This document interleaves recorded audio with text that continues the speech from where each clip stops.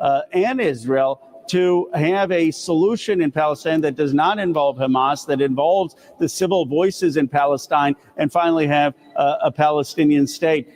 But the question is whether Trump is going to stand up to Netanyahu's bombing in Gaza, stand up really to Smotrich and Ben Gvir, who are pushing Netanyahu to continue this. And I really hope that he will. And the Congress can say we don't want to continue to fund it. Thank you very much for joining us, Congressmember Ro Khanna, Democratic Congressmember from Silicon Valley in California, introduced a bipartisan Iran War Powers resolution. Happy birthday to Karen Ranucci. I'm Amy Goodman with Juan Gonzalez. The viewpoints expressed in this program are the opinions of the people expressing them, and not necessarily those of Fresh Air Incorporated, its staff, or its board of directors. Hi, this is Al McFarlane, host of The Conversation with Al McFarlane. You're listening to 98.3 FM, KFAI, Minneapolis.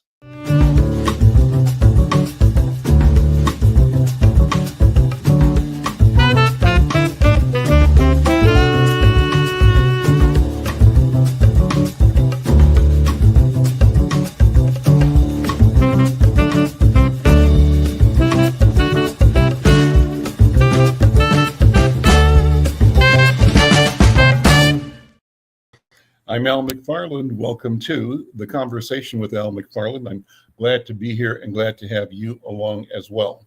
And as always, kudos to Amy Goodman. What a powerful and wonderful voice and analysis she brings to the community, to the world. I'm so pleased to be following her on this station every Tuesday. Thank you for being a part of the program, The Conversation with Al McFarlane. If you're listening here on KFAI, or checking us out online at kfai.org. We're also streaming on several social media platforms. We're streaming to the YouTube channel of the Black Press of America, the Insight News YouTube channel as well, and to Facebook, LinkedIn, and X. So however you connect, we appreciate you. We thank you for being a part of this conversation. We want to grow it. And if you are online, jump over to the Insight News YouTube channel and become a subscriber, like, and share. Let somebody know that you're here. Again, thank you. As always, we promised a robust conversation, and today is going to be no different. One of the ideas that we want to talk about is, wealth building, legacy wealth building, and philanthropic planning. I'm pleased to have joining me friends and colleagues from the, first of all, from the Greater Twin Cities United Way, Shannon Smith-Jones. She's the Senior Vice President of Community Impact of Greater Twin Cities United Way. And I have the pleasure of working with her close in depth. I serve on the board of United Way and currently serve as the chair of the organization. And what a great organization it is. What a great team Shannon and her colleagues have assembled, all to serve our community, to serve it deeply, richly, better, and they do great work. One of the things we want to talk about today is how we, as a community, look at wealth creation and legacy wealth, wills. How do you preserve wealth? How do we become the philanthropist that we are at the highest level, at the best level? So, let me tell you a little bit about the United Way, just to get it started. The organization focuses on solutions in housing, food, education, jobs, and areas that are, we say, deeply interconnected. One of the things we have in mind is talking about building intergenerational wealth. And we want families to be able to pass something down. We have to do that, ensure that they have a strong foundation to stand on. And so the Greater Twin Cities United Way unite community partners to meet urgent needs and to make lasting change. And together, the mission, the vision is to mobilize communities to action that allows us all to thrive. Well, good afternoon again and welcome. I'm so pleased to be here and to have this conversation about something that's critically important, something that we need to make dinner table conversation in all of our families and all of our communities around town. Shannon Smith Jones, welcome, sister. So good to see you, as always. How you doing? I'm doing great. It's so good to be here today. It's good to see your face. I'm happy to be here. Well, it's always enriching and enlightening to connect with you. You've got such a powerful presence in the community. The job you have is an important job, and you impact so many families in our community, so many people that work for the organization. So kudos to you for stepping up to assume that mantle of leadership at Greater Twin Cities United Way. But let me say that you didn't just start doing that. You've been doing this a long, long time, and you've been engaged in the community, and even more, and it's to the point of today's conversation, what you do in community and have done is really legacy work. You come from a family, a line of people that have been serving community, making our community, making our society better. So I want to just say that to start with and have you introduce yourself, sort of lay out your pedigree, who you are, and why you're able to have this conversation with Al McFarlane. Well, thank you, Al, for such a wonderful introduction. Again, Shannon Smith Jones, Senior Vice President of Community Impact at Greater Twin Cities United Way. And some of our work is really around changing systems. And that means together with partners, we create a future where income, place, no longer predict a person's ability to thrive, right? And so place or race. And thinking about that in the legacy, right? So we do systems change and immediate needs. And it's not about just the what, sometimes it's the how, right? And so when you talk about the legacy and the pedigree, yes, my uncle was a superintendent of the Minneapolis Public Schools. My aunt was a social worker at Phyllis Wheatley. My sister's in the work, my nephew's in the work, my mom and my grandma were both Sunday school teachers. There is a way of giving into community, and financial wealth is one, but also giving your time and talent and community is another way of continuing to share your knowledge and build wealth. And so it definitely is part of my DNA, so to speak. And so I'm super excited to be here today to talk about not just ways and things that we should talk about around building wealth, acquiring wealth, what that really means, but making sure that we're prepared in a way that we can continue to leave those legacies for our children and our grandchildren and great-grandchildren, and that we have the knowledge so that we understand how to engage in these systems that might not have come up around our dinner tables in our households, around how do we keep grandma's house, or how do we not end up in probate and some of those things. So I'm super excited for this conversation. Well, it's wonderful to have an expert join us in this conversation. Let me introduce our second guest today. Rounding out this conversation is attorney Ivory Umanah. You're going to correct me if I'm not pronouncing your name properly, Brother Ivory. But he's a founding member of Engelmeier and Umanah. It's a highly respected law firm. He's been in the business 25 years, focusing on estate planning, on business advice, on probate law. And he's worked with individuals, families, business owners on everything from trust and succession plans to tax audits and guardianship matters. He's known for his thoughtful counsel, his deep expertise and commitment to helping clients make confident, informed decisions about their legacy. So that kind of sets the stage here. And, guys, as I see it, this will be a classic conversation with Al McFarlane. We are in conversation here, sharing information. And I approach this, Shannon, by being very personal with you and very personal with Ivory. But I know that this personal contact and conversation, this intimate conversation, is one that we're sharing with thousands of people listening on KFAI. And that's the beauty of the thing. So we can be direct with each other. We can question each other, challenge each other, support each other, explain and really illuminate the high points of the conversation, knowing that we are having this conversation in a stage that brings an entire community along with us. So I have fun doing this show, and I thank you both for being here. Ivory, let me ask you to take a minute to introduce yourself again. I've given a little bio, but talk about your work as an attorney. Thank you, Al. It's great to be with you, and it's great to be with all your growing members in the larger KVI community. I am Ivory Umanah, as Al mentioned. I do estate planning here in Minneapolis, Wisconsin, and pretty much the surrounding communities in the 2 states. I've been doing this for quite some time, and I have to be honest, it is a conversation that should be had, and nobody should ever overlook this conversation. But it's not an easy conversation to have, but it should be had by everyone and every family. I am pretty much a tireless advocate at this point for having these conversations, because if you don't have it, you never understand how it is that other groups or other communities were able to build wealth. If you don't know, I always say this to people: if you don't know, you don't know. And once you get yourself knowledged up, you understand how that process works. In the area of estate planning, I've been doing this, like I said, for over 25 years now. Here in Minneapolis, I went to school here in Minneapolis. So I'm pretty familiar with the community.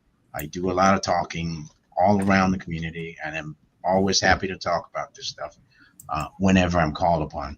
I know that we have a full program today, so I'm going to save some time for that process and leave my own personal qualifications to the side at this point. Sure, certainly. Well, that's a good beginning. Let me start then, Shannon, to ask you to sort of set the stage here by defining what we mean when you and I are talking about legacy.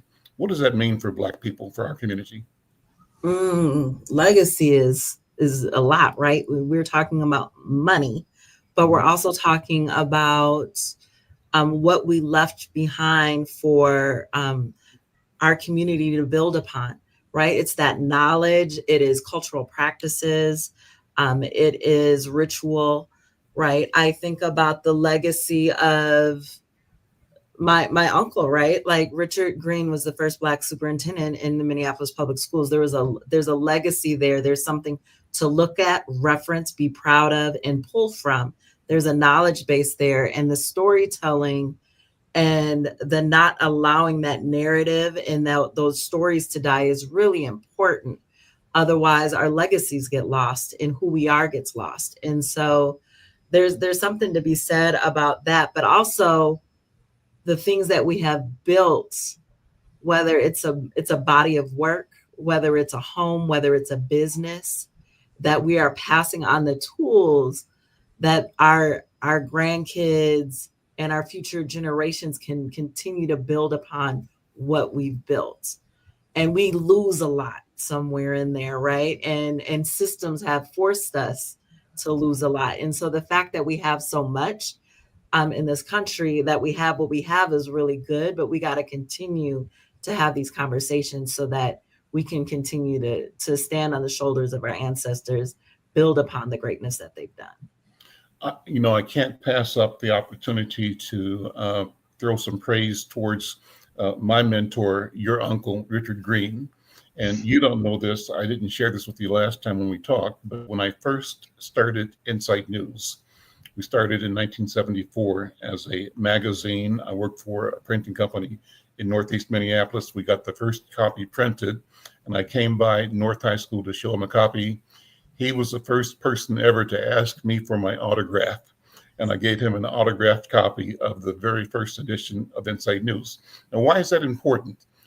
So here I am, a kid who wants to do something, wants to be something, and here is an elder, a wise man, a leader, the principal of the school in North Minneapolis, telling me that what I was doing was important.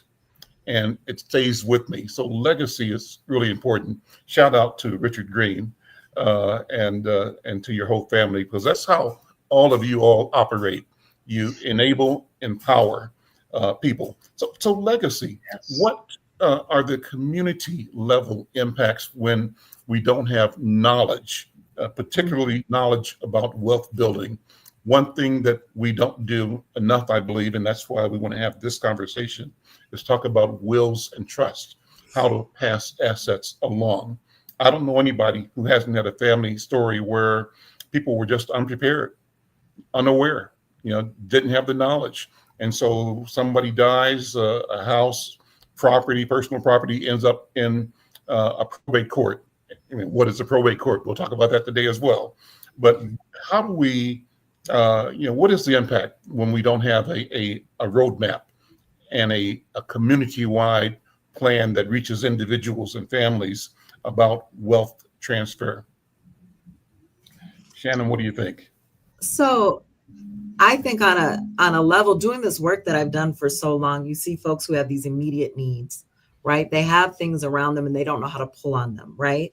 And so what happens, and also being in this sandwich generation where I'm in this space where elders have passed away and we are trying to navigate like all of the things that they had or didn't have that we thought they had, right? Not knowing where they are, spending the amount of time that's there. And a couple things happen. We lose something that we've built, right? That the family has built, you're losing it. It's gone, right? If you don't have the right tools in front of you or access to those things, their debt could be where they're taking the home because the debt exceeds, and then that's kind of gone, right? Like this, everybody thought we would get the house and we don't get it. Maybe grandma didn't own the house and we thought she did, right? Like, does she have an insurance policy? Where is it? Do we know who has access to where the things are? And so I think what happens is it impacts the immediate family, but it also, if they don't have preparation, what it does is this new generation of folks who are trying to take care of burying grandma or doing those things are now pulling out of their own wealth that they may or may not have, right? In order to give grandma that going home service that we wanted to give them. And so being prepared helps us, one, hold on to what was built and also not lose what we already have in pulling from the current generation's resources. And so I think I see it showing up. And it also creates spats in families, like, just to be honest, like there is an emotional toll and a relationship toll that happens when things aren't well thought out and prepared for. And that causes rifts that sometimes last way longer than they should. I have the same story happening in my family where people had misinformation or no information, and you end up developing hard feelings and people don't talk to each other after someone has passed. Ivory, jump in if you would. So what is it that we need to do as communities? There must be a primer, an ABC.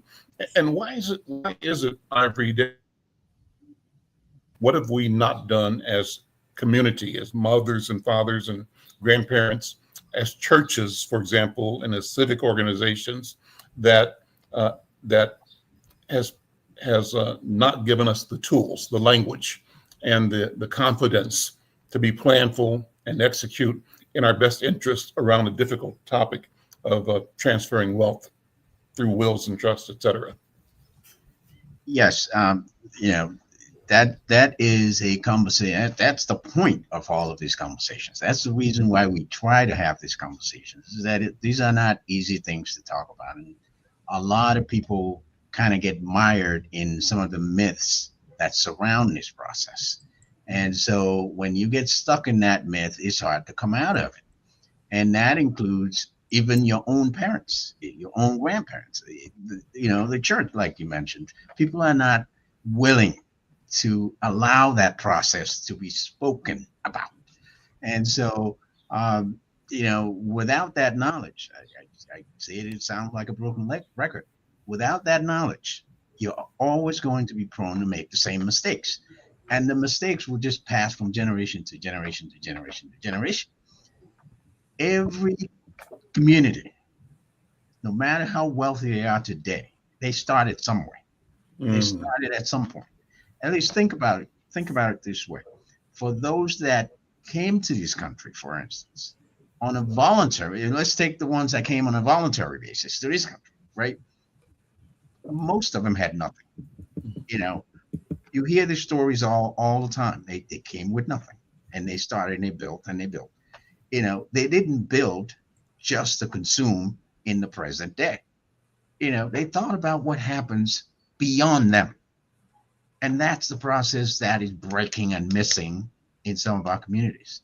People do not think beyond themselves at the moment, or they make assumptions that certain things will happen kind of organically or naturally when they're not here, or certain things will happen if they become incapacitated. These are all things that they don't happen that way. You know, if you don't make this plan, if you don't take the time to think through these basic things, you know, unfortunately, the laws of our society has its own plans for you. If you don't plan, this is how you have that break. You lose everything that you worked hard for. And then the next generation is not able to take advantage of it. See, when you take a simple example, you own a home, right? And you are in a second or third marriage or something like that most people are today. And you either have children in a prior relationship or children now, you know, and so you assume that things will just flow naturally. I cannot tell you how many times people are shocked that that's not how it works, because you never planned as to how you wanted it to happen. You know, if you don't make that plan, you know, you have the privilege, the opportunity to do that. But if you don't, something else will happen. You know, there's a different point for you. So, if you Ivory, don't put it together. why don't our people plan? There are myths around that, I think. But let's stop They for a are. second. And They what are. have you heard? You must have heard 1,000 stories of why Correct. somebody didn't plan. Tell us some. Correct. You know, the most common myth is I simply don't have enough to be bothered with it. You know, if you think you don't have enough to be bothered with it, that's a problem. You are alive. You're making something. You're creating something. You're not just breathing air. You're living somehow. That means there's some resources that's making that process happen. Isn't it a great thing to make sure that same knowledge that lives inside of you should go to the next person? You know, if you think that you're going to make this work because you figured it out in your head and you don't put it down, it stays in your head. If you become incapacitated all of a sudden, who's going to pull that out?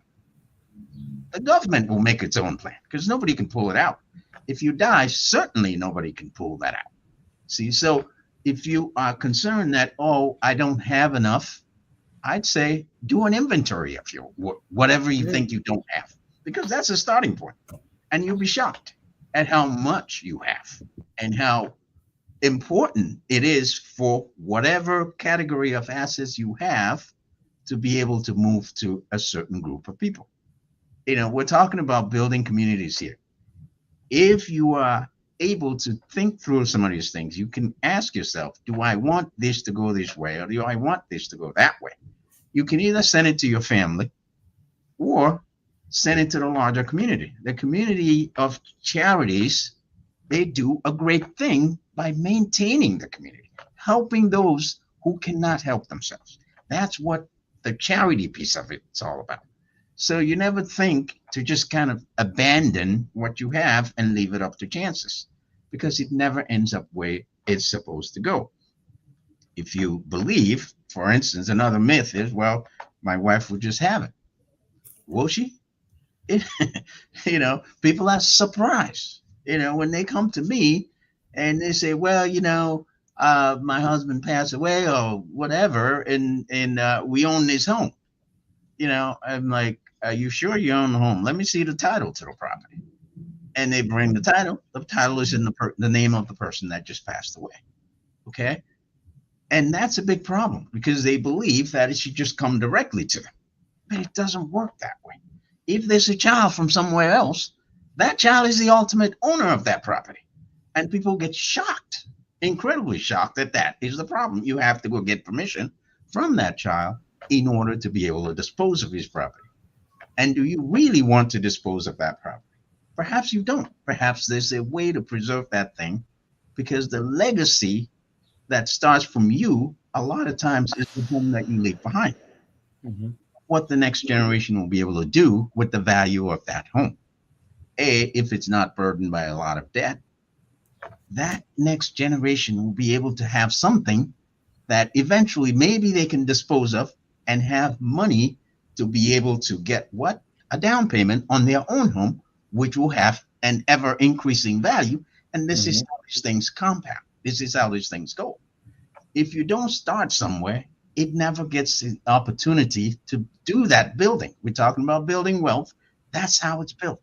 It goes, it starts with you and it goes up and up and up in the next generation. But if you never started, or at your starting point, you didn't do the planning, so the thing gets dissipated, then it doesn't go anywhere.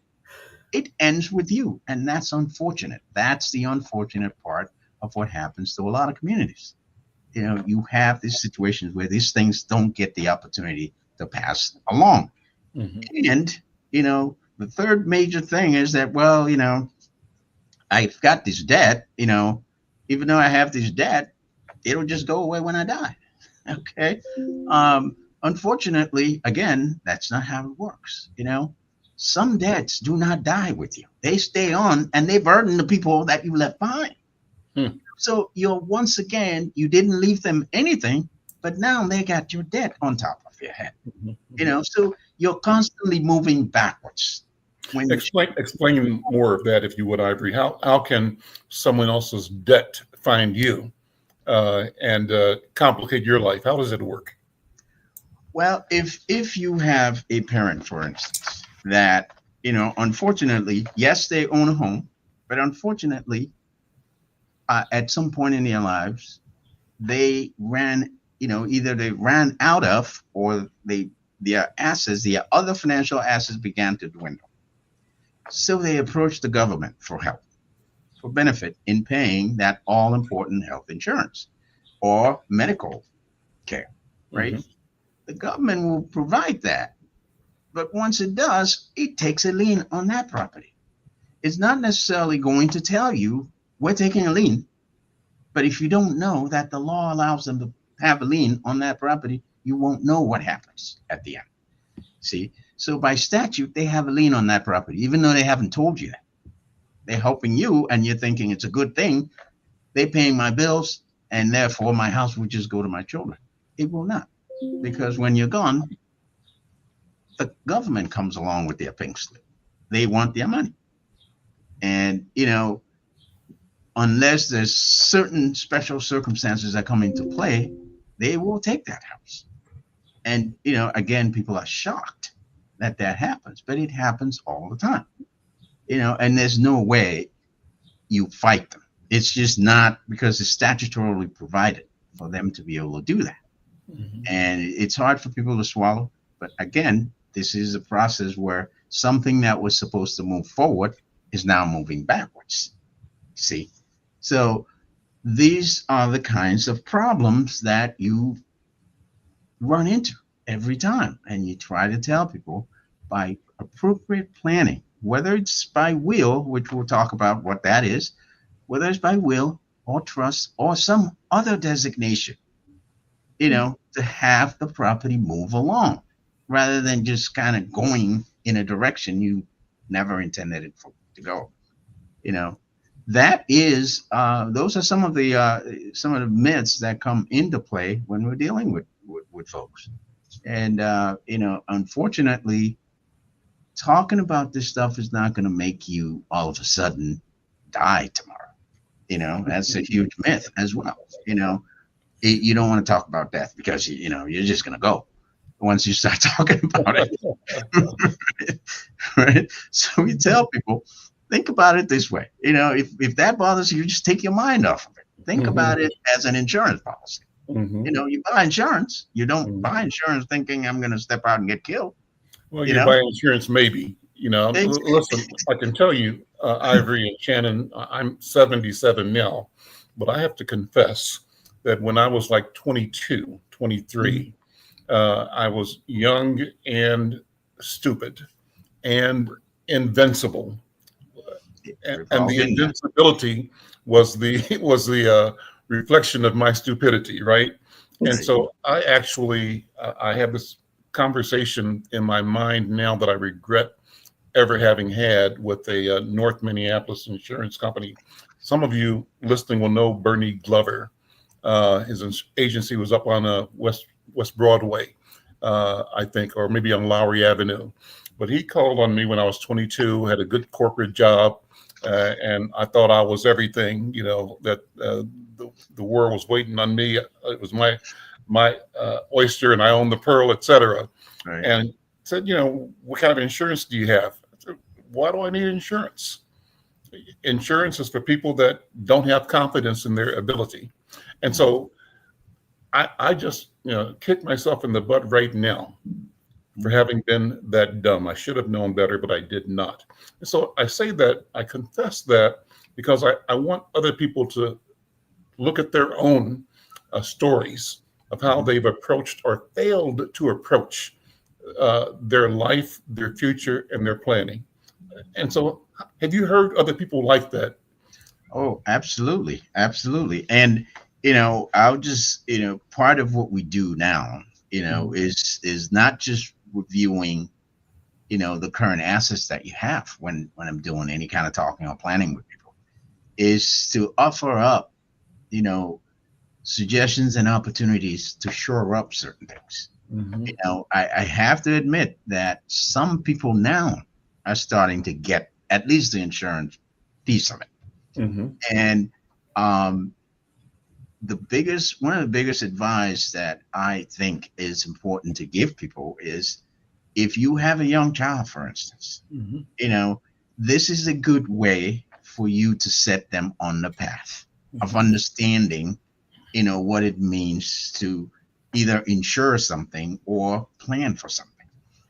If most people now, at least the ones that I deal with in my planning work, I advise them, if you've never thought about it and you have a young child, that is the best time to purchase an insurance on the life of that child. Mm-hmm. Okay.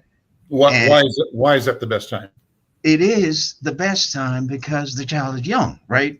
When you get old, you see other considerations come into play when you're trying to buy insurance. Things can come into your life, illnesses or disease or whatever can happen. And unfortunately, insurance company, they're there to make money. They're not, yes, they'll pay up grudgingly when the time comes, but they necessarily aren't trying to insure people who are basically on their way out, right? Mm-hmm. Or they think that there's something wrong. So it's cheaper if you have say a universal whole life permanent policy for a child. Mm-hmm. Small amount. It doesn't have to be a big amount. And the premiums are going to be manageable. What's a small amount? Let me be practical. What is a small amount? Well, a premium, say, depending on the size of the policy, correct? Depending mm-hmm. on the size of the policy, you can be paying, a few $100s, or maybe $1,000 in an entire year to buy a $25,000 permanent policy for a child, mm-hmm. right? Your child is, a young person. Mm-hmm. They don't really, there's nothing. They are the perfect candidate for an insurance company. But the premium stays the same mm-hmm. in most instances, right? The premium stays the same. And when the kid grows up to be a certain age, that child can take that policy, and that'll be that child's beginning policy, and that child can take it and run with it. And they'll keep it at the same level, right? At the same premium mm-hmm. when they're older. Mm-hmm. So now, that gets them into the mindset of, hey, this is a good thing, mm-hmm. To have. If it's a permanent policy, it builds some level of cash value in it. So there's all these different benefits. And what's cash value? It's there. It's your money. You can either borrow against it, or, it's just there as extra money for you. If you ever kill off the policy, you get that back, get that portion back. So these are all ways to kind of add to that pile of wealth, the things that you can continue to pile on for later on in life. People have used those techniques to even pull money out, depending on the size of the policy, later on in life, to pull money out to send it, a child off to college, So there's all these different benefits to making this planning, you see. So, your story about overlooking, the opportunity to purchase insurance is, could be partly because this is not something you were exposed to or told by someone that this is important. This is an important tool in your toolbox to have.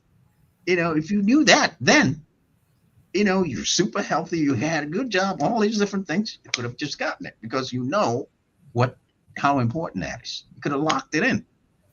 But when you find out later, okay, I'm ready now. All right, the same agent will tell you, so am I, but let's look at other things. Yeah. Right? Let's ask you some questions. And here's what the premium is going to look like now, since you waited however many years to do this. See, so, these are all part of how we educate people to come out of the kind of current mindset that you need to be at a certain level in order to understand certain things, or you need to be at a certain wealth level in order to do certain things. No, it's really just not that. The easiest estate to administer later are some of the largest estates, because these people made all these steps along the way. So somebody passes away, everything just kind of slots into place. It works perfectly fine the way you wanted it to work. And, in some ways, when I help people create plans like that, I don't benefit from it later because it just works. But if you have a disjointed stuff going on everywhere, beneficiaries not properly designated, things not properly set in place, guess what? That's where it becomes very expensive, to administer an estate like that when someone passes away, because it was not ever arranged the proper way. I'm Al McFarlane. You're listening to The Conversation with Al McFarlane. I'm pleased to have, you just heard his voice, my guest attorney, Ivory Umanah. He is a principal at the law firm. What's the full name of the firm here? Engelmeier and Umanah. Yep. Engelmeier and Umanah, and specializing in estate planning, business, probate law, and also Shannon Smith-Jones, who's Vice President for Community Impact at Greater Twin Cities United Way. And Ivory, the next question for me then is a definition question. We've heard the term probate. What does probate mean? And how do we get our community aware of what the particulars, the landscape is that we have to navigate when we're looking at legacy and wealth transfer? Correct. Before you go to probate, right?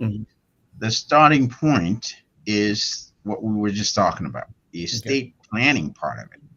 Okay. If you had to define an estate plan, it is a process. It's not a static thing, right? So you start somewhere, or you take certain actions, you do certain things, all of this to ensure that if something happens to you, unfortunately, then what you're thinking about your assets is exactly what's going to happen, right? So when you put those things on paper, whether it's by way of a will or a trust, it's supposed to happen that way if you pass. If your choice of planning, if the tool that you pick out of the toolbox is a will, right, then that is a document that gets administered in accordance with the statute of wherever it is you live. And we happen to be in Minnesota. Minnesota has its own statute, right, that deals with how you dispose of assets that come to someone through a will. Okay. That process is what we call probate. That is where we pull these things together and we find somebody that you wanted. If you had a will, and we'll talk about what happens if you don't. If you had a will, you will designate an individual to say, hey, if something happens to me, I want you to be in charge, right? You being in charge means you get to go to court and you get to tell the court, hey, this person has passed and here's what he left behind. Give me permission to take these things that he left behind, pay his bills, and then hand it over to all the people that are supposed to get it according to his will. That is that process of go to court, ask for permission, get appointed, collect the assets, and then pay the bills and then pass it on. That's probate, that whole thing. That's a bunch of things that I've just mentioned, right? Go to court, ask for permission, get appointed, find out the assets, pay the bills, and then distribute it. That's 6 things I've just mentioned. That whole process, it's a thing that you have to do one after the other, and that thing gets expensive. It's very, very expensive because you're involving a court now. Now there's a different set of things that need to happen. When you involve a court, if you've ever dealt with the court system, the processes that you have to go through. You have to send notices to people. You have to tell people stuff. So if you were thinking, I want this thing to just privately go here and here, that's not going to happen. Because now, once you go to court, the courts ask you, did you tell everybody else? And you said, well, I told this one or that one. No. Did you tell everyone that's connected to this person? If you didn't, then you have to go back and tell everyone. And there's a process for getting everybody. Right. You tell everybody that's connected. When I say connected, it means related. And we all have extended families. So you're mailing out notices to people. He has passed. If you have a problem, here's your chance to talk. And you know what would happen, right? Now you're invited people to come and tell them that, oh, this is what he actually said to me, or this is what he wanted me to have. And then, but if somebody comes along and says, oh, this is what he wanted me to have, but he wrote down something else in a will, now you got a different problem. So now you got a dispute, right? So now you got a trial that has to happen in order to determine who's telling the truth. And whether this document that this person signed, he signed it properly, or he followed all the correct steps when he signed it. Because there are things you have to do if you're dealing with a will. Right? It has to be witnessed by 2 people that are not related to you, basically. 2 people that are not getting something out of the estate. In other words, if I'm the one getting something from the estate and I'm the one making my dad, for instance, draft up a will and give everything to me, the heck with my siblings, is that a good will? Not really, but he works for me. And it's up to those siblings of mine to come and bring their grievances to the court. If they don't, but in order for them to bring the grievances, I have to give them notice, right? I can't just do this in, kind of backdoor kind of thing, So if they don't bring their notices and bring their grievances, the law says, well, I gave you 4 months to come and talk to me, and you didn't, so you're done. But 4 months is a long time, right? Because that's how long you have to leave it open. Until people are able to bring all their grievances. Creditors are able to come to the court or send a demand to be paid because this person owed them money. And guess what? So does the government. They come in and say, well, there you go. Here's our bill, right? So all these things are laid bare because it's supposed to be an open process. By the time you start something that should have just taken a month to finish, now you got years and it's still meandering and winding its way through, and you got lawyers involved, and that means you have to pay them. And eventually, even the people that were supposed to get the money will start getting mad at people, and unfortunately, the lawyer is one of them. We're paying you too much. Why didn't you just stop this thing? You have the ability to stop it, because that's the way it was. You gotta go through. I actually have a question, Ivory. You're talking about the cost of lawyers and all of these things that it costs, right? When I'm thinking about my work that I do at United Way, right? And all of the different communities that I serve, some of the communities are low wealth communities. Are there services out there that are low cost or available for folks to navigate some of this that are out there that anybody could know about if they're listening? They are, but I preface that with, depending on what you're looking for. Okay. If you're just looking for information and knowledge, there are different ways to get it. Even most lawyers, myself inclusive, if all you want to do is talk initially about where your situation is, people will grant you the opportunity to at least get the knowledge that first meeting, right? But if you ask them to do stuff, because even the mere process of filing a paper in court, you have to pay the court to put the paper in there. They don't just take whatever you put in there, right? So all that cost needs to be borne by somebody, right? And so there's always a cost along the way. Even if you're getting free information, there's usually always a cost. Okay. So if you are in a community of low wealth, as you mentioned, then that is the opportunity to find out alternatives to this process, how you avoid this process altogether. See, and that's a nice segue that you just put up there. How you avoid all of these things altogether, because you can do it and you don't have to deal with the courts, right? If you designate people the right way to take whatever you leave behind, then there's no court involved. If you have property and you deed it properly, then there is no court involved, because once you do those things during your lifetime, you take that process, you take that asset from being a probate asset to being a non-probate asset. See, non-probate assets are things like, life insurance policies where you properly designate a beneficiary. And that beneficiary is who you want to take that thing. That money, which would otherwise be a probate asset, now becomes a non-probate because you designated something. If you deed a house, for instance, to the right people, right, you take that house outside of probate and it goes directly as a non-probate asset.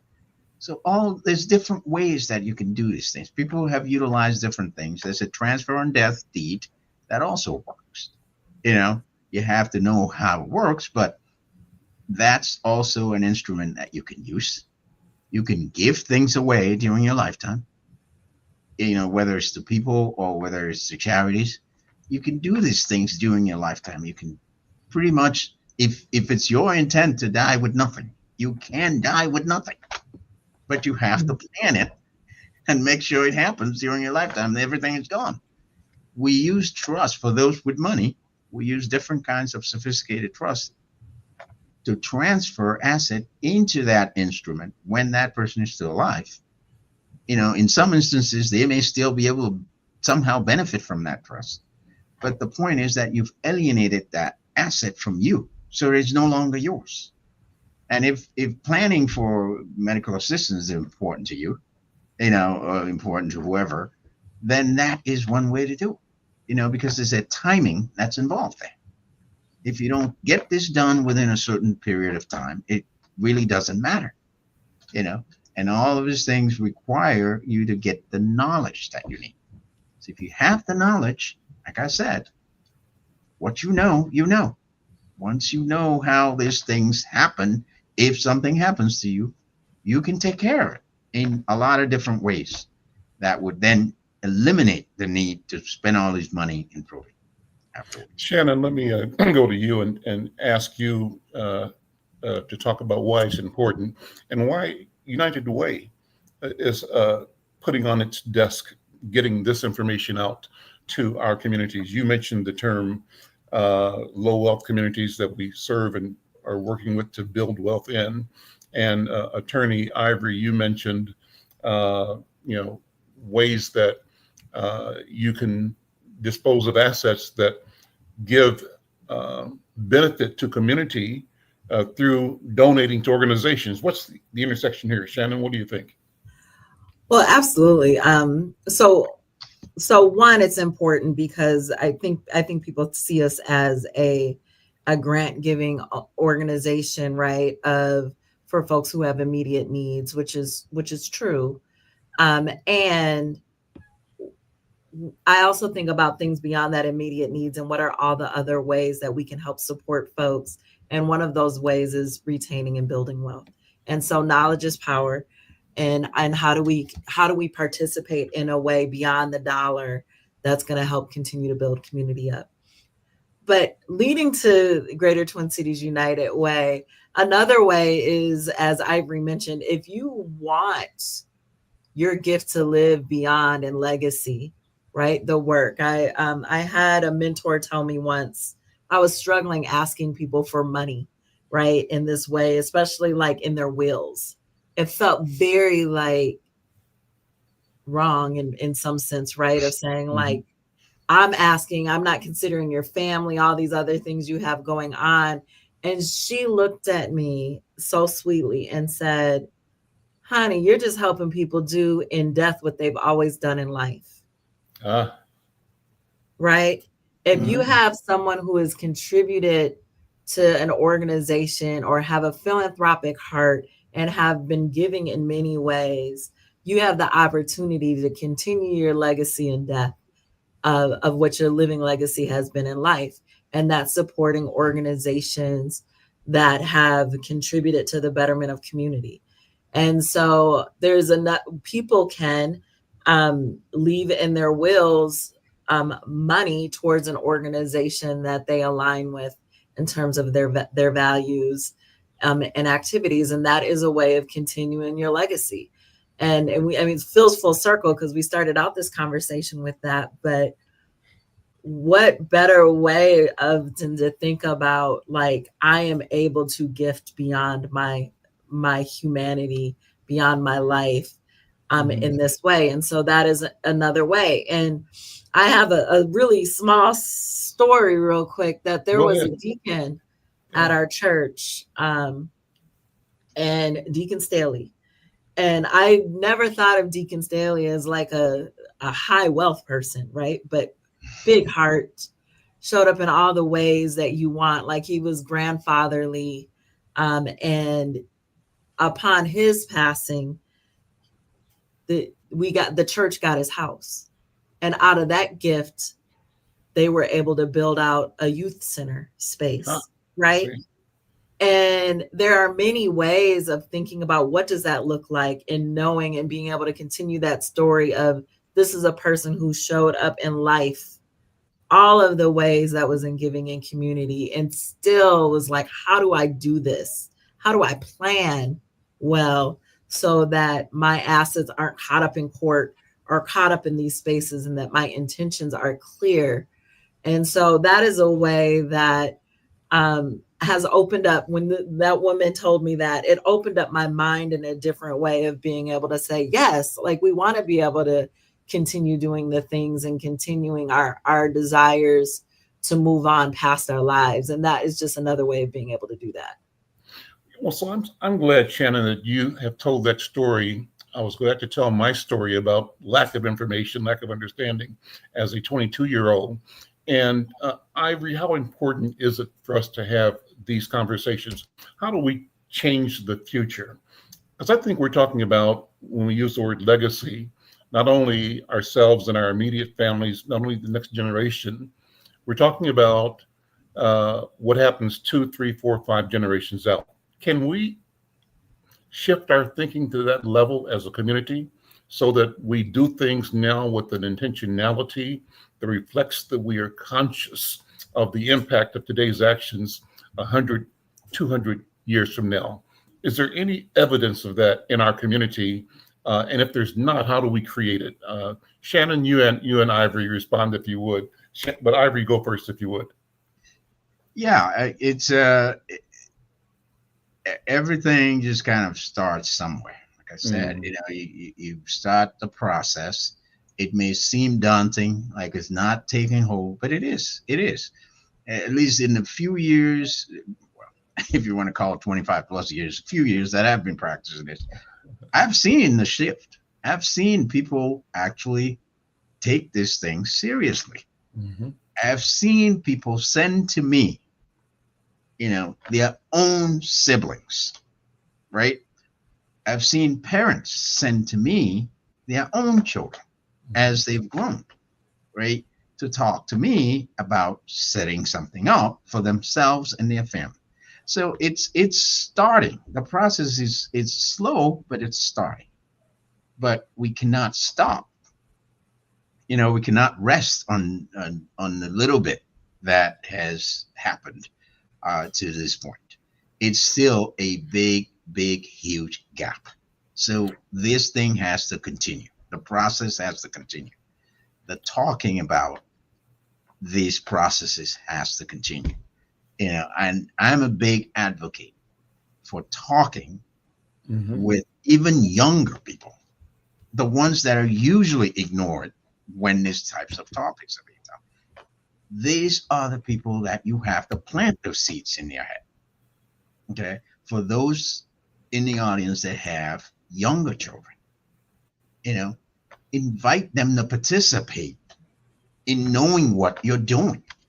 If you do a plan and you stick it in a cupboard somewhere, no one knows, nobody's ever heard of it, and everybody thinks one way, and then something happens to you, and lo and behold, there was this old dusty stuff that's sitting over here that he wanted. Sure.